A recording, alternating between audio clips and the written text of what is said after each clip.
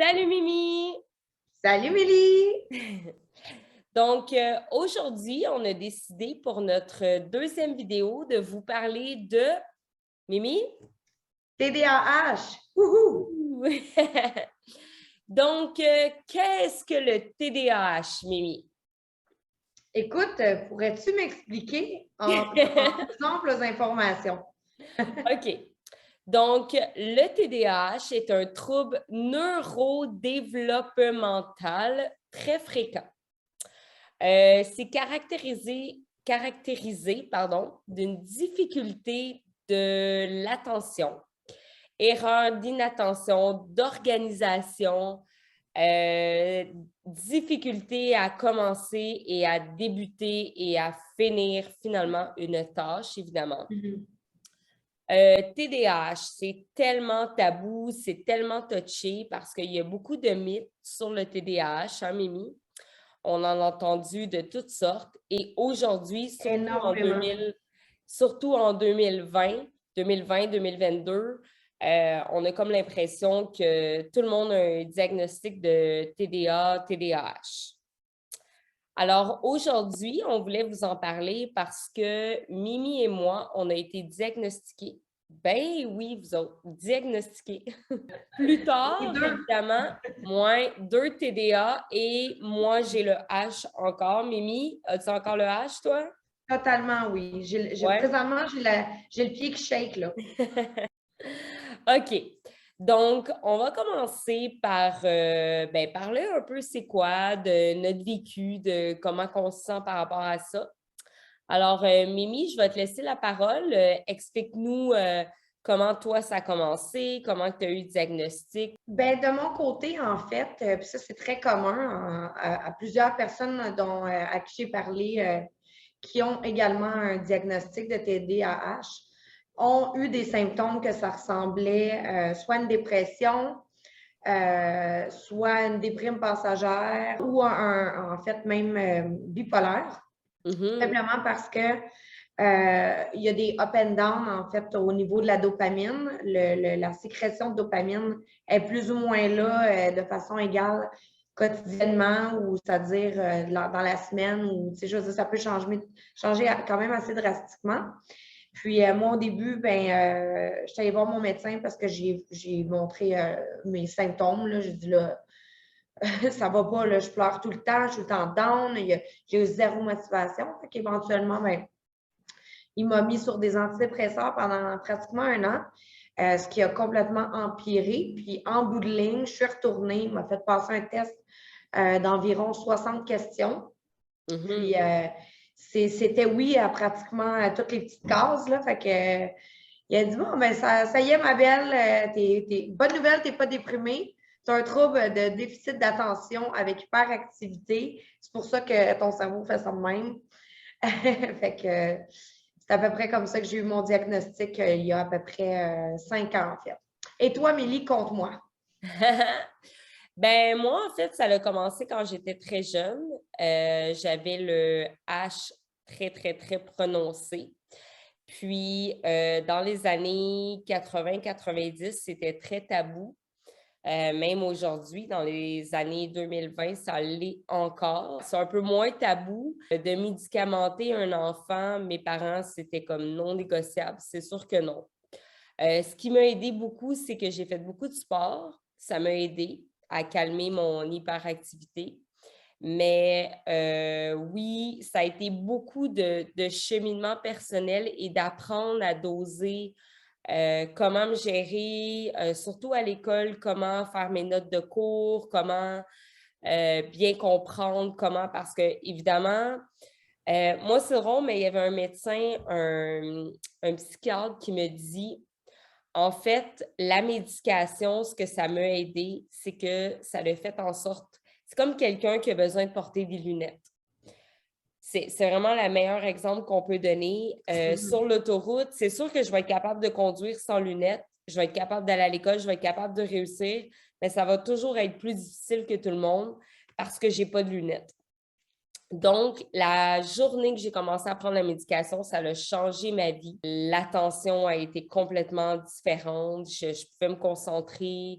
J'avais trouvé des trucs parce que je suis une pro des post-it. Je suis une pro, je suis une pro de l'organisation. C'est très difficile pour quelqu'un qui a un TDA, TDAH d'être organisé, mais moi, j'en ai fait une force. C'est quand même pas évident, là. Je pourrais dire que plus jeune, ça a été plus difficile, mais secondaire, puis après ça, quand j'ai fait mes autres études, ça allait mieux parce que j'avais une méthode de travail beaucoup plus disciplinée, bien structurée que les TDA et TDAH doivent avoir ou doivent faire parce que pour nous, notre cerveau, c'est le bordel dans notre cerveau, fait que il faut se structurer. Exactement. Ben, comme l'exemple que je te disais, puis que j'ai même dit à mon médecin, puis c'est d'ailleurs là qu'il a compris que, OK, je pense qu'elle a vraiment peut-être des troubles de déficit d'attention. J'ai dit, j'ai l'impression que mes pensées, j'ai l'impression d'être dans une pièce remplie de papier lousse, puis que tu mets une fan industrielle là-dedans, puis que les papiers sont partout, puis ben c'est ça. Fait que là, de temps en temps, tu prends un petit papier là, un autre papier là, puis là, ben, c'est un peu l'état De ton cerveau, là, de comment tu te ouais, sens. Ouais. exactement. Puis en plus, ben là, moi, je prends encore pas de médication pour l'instant par choix et pour d'autres raisons, mais c'est-à-dire que on apprend à se gérer, comme tu dis, toi, tu en as fait une force, puis ben moi aussi, je veux dire, on peut quand même voir, c'est pas le bordel chez nous. C'est pas ce que je capable de m'organiser. Bon, Mélie, est-ce qu'on commence avec le pop quiz? Let's go, on y va, Mimi. OK. Vas-y, Super. On s'est écoute. préparé quelques petites questions. Il y a beaucoup plus de symptômes que ça, en fait, pour ce qui est des TDAH. Puis il y a différents types de TDAH, c'est important de le savoir. Ouais. Mais on s'est fait quelques questions parce qu'on. C'est ça. Par contre, allez voir en ligne pour les différents signes. Puis s'il vous plaît, allez voir un professionnel, un psychiatre qui va être capable de vous guider là-dedans. Donc, on commence, Mélie. Question numéro 1. As-tu l'impression que ton H dans TDAH te fait perdre patience plus rapidement? Oui. J'ai vraiment pas de patience, puis souvent, il faut que je me parle. En vieillissant, j'essaie de le gérer beaucoup, mais je peux dire que souvent, je perds patience pour des petites niaiseries que je me dis, OK, gère-toi, là, puis, tu sais, c'est pas si grave que ça, là, mais oui, c'est vrai que ma patience, ouais, faut que je travaille là-dessus beaucoup. Non, oui, Ouais, beaucoup. on se fait un petit massage. Ouais, c'est ça. Faut que je me parle, là, puis je me dis, OK, gère-toi, là, parce que c'est ridicule, là, pourquoi tu perds patience, mais ouais. Mm. Je comprends ça. Est-ce que tu es distraite par des stimuli extérieurs lorsque tu travailles, mettons? Excuse-moi, peux-tu répéter la question? Il y a un chien qui vient de passer. Non, je niaise, mais oui, extrêmement. Ben, extrêmement. Non, façon de parler, là, dans le sens que oui, ça me prend mon mécanisme là, que je me suis fait en vieillissant. En fait, je dois constamment me ramener à l'ordre. Je dois constamment me parler, faire oh, parce que sinon, je veux dire, si je suis en train de travailler, disons que j'ai un travail qui est assez multitâche, là, fait que là, je fais une affaire. Là, ben, si, mettons, j'ai un appel ou j'ai une collègue qui me pose des questions, ben là, je me rappelle plus, là. Ah non, je t'ai rendu où? Fait que là, faut Ouais. que je recommence. Puis en fait, c'est que souvent, vu que je me rappelle plus ce que je faisais, je commence d'autres choses. Fait que oui, c'est effectivement, ça peut être difficile à ce niveau-là. As-tu de la difficulté à être consciente qu'une tâche doit être faite et ne pas la faire immédiatement? Oui.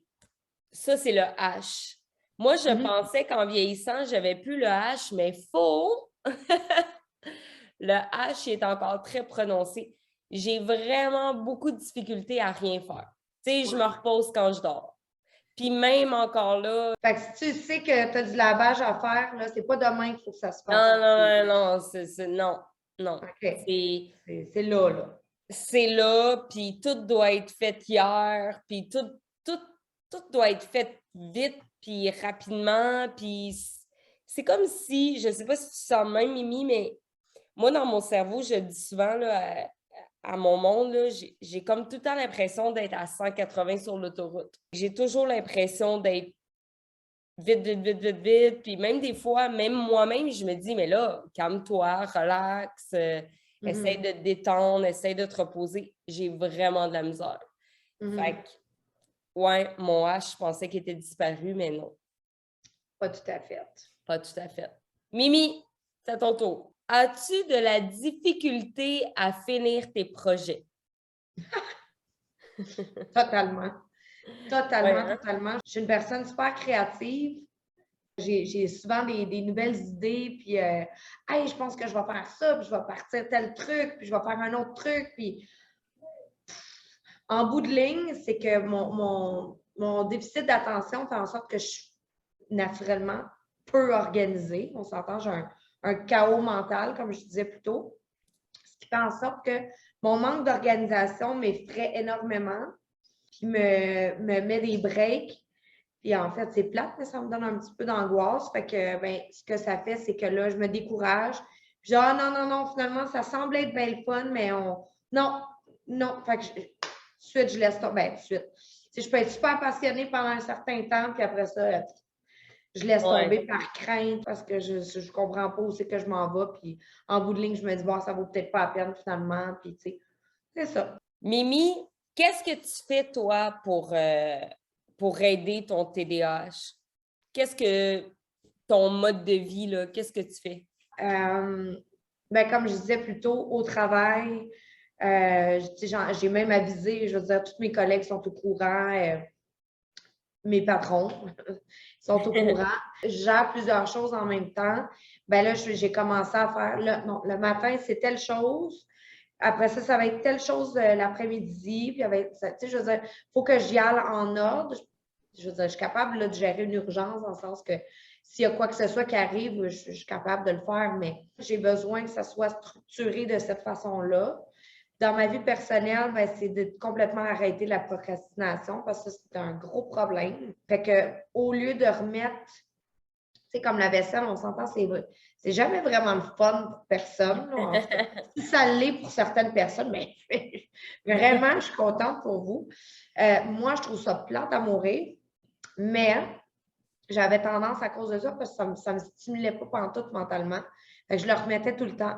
Maintenant, ben c'est ça, je suis disciplinée puis je le fais là parce que sinon, je peux littéralement me ramasser avec une montagne parce que plus ça va, plus c'est décourageant. Puis ben, c'est ça.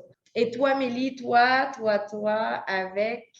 Explique-moi, là, on veut savoir qu'est-ce qu'il y a là à ton mur dans ton bureau. Ben moi, c'est drôle, mais on a vraiment, je t'écoute parler, puis on a vraiment deux types de TDA, TDAH. Moi, au contraire, l'organisation, c'est ma force aujourd'hui. Je suis pas capable justement de procrastiner. C'est l'inverse, je suis trop. Tu sais, je suis pas capable de rien faire, je suis pas capable de laisser quelque chose. Tu sais, c'en est comme vraiment difficile. Ben, pas tant pour moi, mais je dirais plus pour les autres, là. Faire du sport, bien manger, bien dormir, maintenir une routine, ça m'aide beaucoup. Bien s'entourer, évidemment, bien dormir. Mais c'est ça. Moi, je fais beaucoup d'insomnie. Je dors pas beaucoup. Puis j'ai comme l'impression que mon corps, il n'y en a pas tant besoin aussi. C'est vraiment de s'organiser puis de faire en sorte qu'on est bien structuré puis que notre cerveau réussit Mais moi, de faire une chose à la fois, c'est un défi de tous les jours, là. Il faut que OK. je me parle puis que je me dise, OK, j'ai 8 choses à faire, mais je commence par une, puis il ne faut pas que j'en fasse 2, 3 en même temps, là. Je te dirais que c'est un gros défi pour moi à chaque jour qu'il faut que je me parle. Moi, je veux juste dire, il y a beaucoup de mythes sur le Ah oui. TDA, TDAH, puis je pense que les gens aujourd'hui ont beaucoup le diagnostic vite, de Mhm. dire, ah, un enfant est turbulent, il est TDA, Un TDAH. jugement, en fait. Le jugement très vite, mais quand on est TDA, TDAH, on sait c'est quoi, on sait que c'est pas toujours facile de vivre avec des gens comme nous. On a des forces, puis on peut vous donner des noms de personnes que justement, ils ont fait des miracles. J'ai fait mes recherches justement, Mimi, puis Walt Disney, Steve Jobs, Beethoven, Albert Einstein était TDAH. C'est tout du monde hyper brillant qui ont un TDA, TDAH, mais je pense que nous, avec notre problématique, on en a quand même des forces. Puis je pense qu'il faut les utiliser parce que quand on est passionné, on est vraiment passionné. Tu sais. Ouais. Je pense que ça, c'est une grande force des TDA, TDAH. Puis c'est ce qui fait qu'on se ressemble beaucoup, toi puis moi, Mimi. Tu sais, autant qu'on le voit négativement, mais je pense que, tu sais, il y a un côté positif de dire qu'il y en a tellement des grands de ce monde qui ont le même diagnostic que nous, mais il en reste pas moins que c'est des grands, là, tu sais. C'est ce que tu décides d'en faire, en fait. Je veux dire, n'importe quelle, on va dire ça comme ça, condition, là, je veux dire, c'est pas... c'est rien de vraiment dramatique, c'est juste quelque chose de différent à gérer dans une vie. Moi, personnellement, les gens me demandent si je voudrais ne pas avoir un TDAH. Non. Il y a des qualités que ça donne si tu les gères, si tu gères bien ce trait-là de caractère, ben, pas de caractère, c'est ce diagnostic-là, pardon. Tu peux arriver à faire des choses vraiment extraordinaires. Fait que non, je ne changerais rien au monde. Ben, on ne te changerait pas toi de toute façon. Fait que, mais c'est ça, t'as piqué ma curiosité. Est-ce que tu avais les mythes ou. Ben oui, en fait, il y a plusieurs mythes sur les TDAH. Évidemment, comme je disais tantôt, une excuse, une paresse. Il y a des gens qui vont voir ça comme une paresse, un manque d'éducation parentale. Souvent, ils vont dire les enfants sont mal éduqués parce qu'ils sont trop turbulents. C'est totalement des mythes. Puis surtout, tu sais, ça existe pour vrai, là. C'est vrai que ça existe, le TDA, TDAH. Puis c'est physique, c'est mental, c'est. Il y a vraiment des gens qui sont diagnostiqués. ben oui, c'est dans notre cerveau, puis ce qui fait qui nous sommes, puis ça fait pas de nous des mauvaises personnes, ça fait pas nous des... Mais c'est ça, on a des forces, on a des faiblesses, puis on a trouvé, surtout en vieillissant, puis je pense que la beauté là-dedans, c'est qu'en 2020-2022, on peut en parler, puis justement, c'est moins tabou, ben, en tout cas, j'espère. Puis les jeunes qui sont diagnostiqués, ben, sont pris en charge plus vite, sont médicamentés plus vite, puis ils peuvent se donner des outils, puis tu sais, comme juste au cabinet, tous les gens qui peuvent aider les gens avec un TDAH.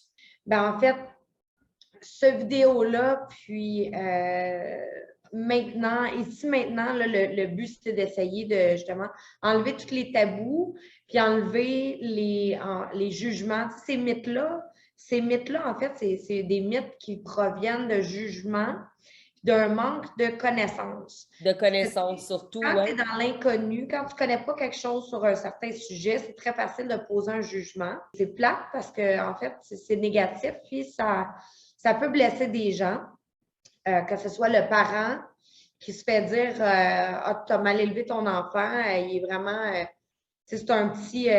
Turbulent, C'est ça, tu sais, je veux dire,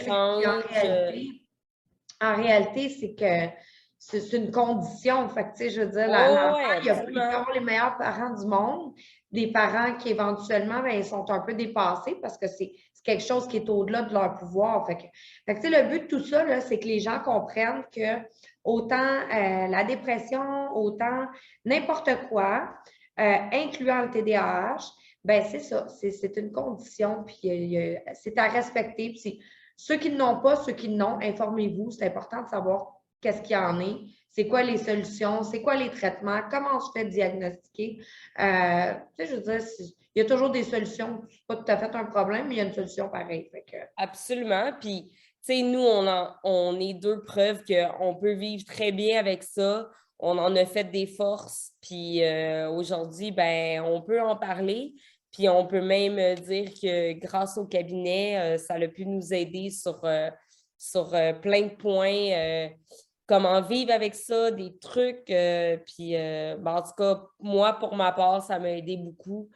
Totalement. Oui, oui. Puis, ouais. Totalement, parce qu'en fait, je veux dire, il y a les petites side effects, pardon l'anglicisme, là, mais Ouais. que ça Le l'engage. secondaire, ouais. Ben, tu sais, je veux dire, je sais pas, moi, l'anxiété, tu sais, il y en a plein, là, des effets secondaires qui sont reliés à ça. Ben, ça, on peut les traiter, tu sais, tu t'en vas consulter une fois par semaine, une fois par mois. Ben, un outil de plus, tu sais, le travailleur social, excuse-moi, l'autre fois, m'a donné un certain conseil. Tu sais, écoute, Viviane, tu peux peut-être essayer telle chose. Un outil que toi, toute seule, tu n'aurais pas pensé, ben, c'est fantastique. C'est donc bien C'est fantastique. merveilleux, tout ça, là. Bon, mais parfait, ma belle Mimi. Là-dessus, on se laisse. Prochain Oui, sujet. on va parler des relations et des personnes et des signes toxiques. Comment repérer les red flags? Un j'aime, un commentaire, donnez-nous des idées. Appelez-nous 450-489-0882. Sinon, allez sur notre site web qui est au haut de l'écran. Et puis, vous pouvez nous envoyer un courriel. Ça va nous faire plaisir de communiquer avec vous. Et sur ce, au revoir. Bye, Émilie. On se voit demain. Bye.